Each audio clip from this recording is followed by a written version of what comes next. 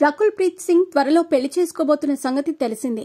చాలా కాలంగా ఆమె నిర్మాత జాకీ భగ్నానీతో డేటింగ్లో ఉంది. త్వరలోనే ఈ జంట పెళ్లిపీటలెక్కబోతోంది.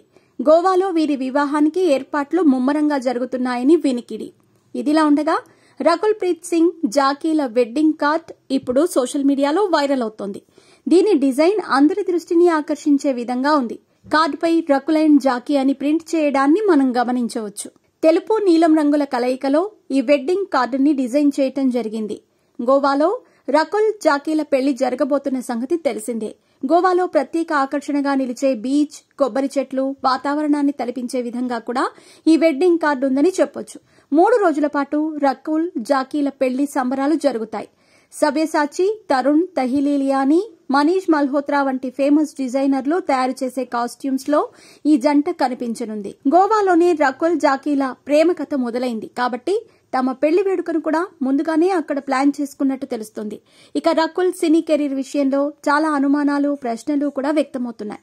పెళ్లయ్యాక కూడా రకుల్ సినిమాల్లో నటిస్తుందా లేదా అనేది ఇప్పుడు చర్చనీయాంశమైంది. అయితే రకుల్ మాత్రం ఇంకా వీటిపై క్లారిటీ అయితే ఇవ్వలేదు.